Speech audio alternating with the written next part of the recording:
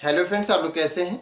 उम्मीद करते हैं आप लोग ठीक होंगे, आप लोग हेल्दी होंगे। फ्रेंड्स, आज एक क्वेश्चन है कि जो एटमॉस्फेयर है वो लाइफ के लिए एसेंशियल क्यों है, एटमॉस्फेयर लाइफ के लिए ज़रूरी क्यों है। तो हम सबसे पहले देख लेते हैं कि एटमॉस्फेयर क्या है। तो हमारा जो अर्थ है, ये हमारा जो अर्थ है, ये अर्थ हमारी जो ज़मीन है, तो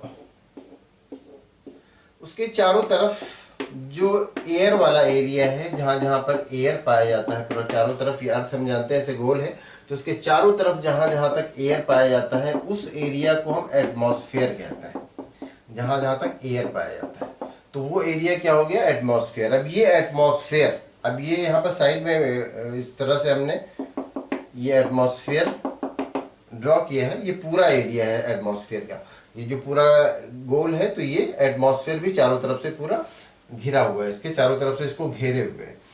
तो ये जो एटमॉस्फेयर है ये लाइफ के लिए ज़रूरी क्यों है। तो एटमॉस्फेयर हम जानते हैं, एटमॉस्फेयर जो एयर वाला एरिया होता है वो एटमॉस्फेयर होता है। एयर का मतलब गैसेस।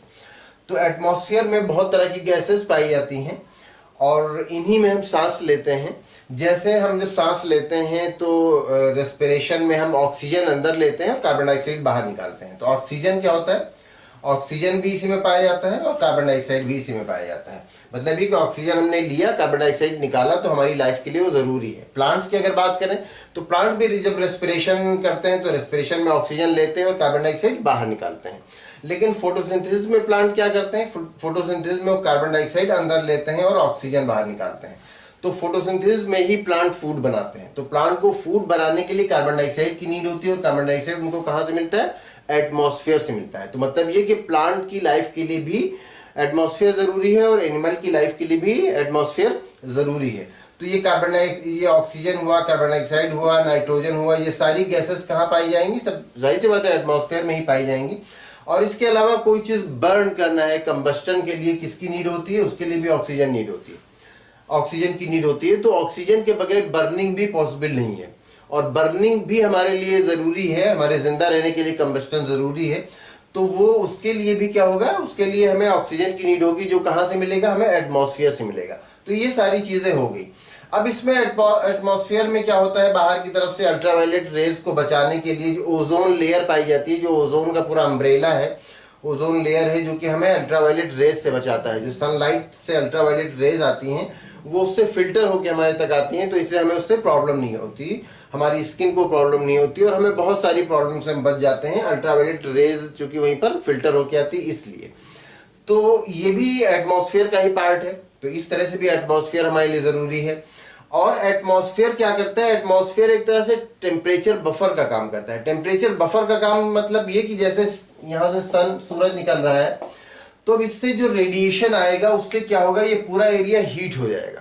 तो अगर एटमॉस्फेयर, जब एटमॉस्फेयर है तो उसमें से फिल्टर होकर जब ये रेडिएशन आता है तो फिर उतना ज़्यादा हीट नहीं हो पाता और हम अर्थ पर, हम ज़मीन पर अपनी लाइफ गुजारते हैं और हम सर्वाइव करते हैं। एटमॉस्फेयर से क्या होता है, एटमॉस्फेयर से टेम्परेचर कंट्रोल में रहता है। मतलब इससे जो रेडिएशन आता है उसको पहले एटमॉस्फेयर एब्जॉर्ब करता है, फिर वो अर्थ तक पहुंचता है। तो इससे क्या होता है, टेम्परेचर कंट्रोल में रहता है। अदरवाइज यहाँ का टेम्परेचर बहुत बढ़ जाए, तो इसीलिए ये जो एटमॉस्फेयर है ये टेम्परेचर बफर का भी काम करता है। मतलब ये कि ये टेम्परेचर को मेंटेन रखने में हेल्प करता है, टेम्परेचर को लाइफ के लायक बनाने में, लाइफ को सर्वाइव करने के लायक बनाने में ये एटमॉस्फेयर हेल्प करता है। तो ये टेम्परेचर बफर का भी काम करता है। तो इसीलिए एटमॉस्फेयर हमारी लाइफ के लिए ज़रूरी होता है। एटमॉस्फेयर के बगैर लाइफ पॉसिबल नहीं होगी, क्योंकि इसी में सारी गैसेस पाई जाती हैं जिनसे रेस्पिरेशन भी होता है, जिनसे प्लांट में फोटोसिंथेसिस भी होता है और जो टेम्परेचर को भी एक तरह से कंट्रोल में रखते हैं।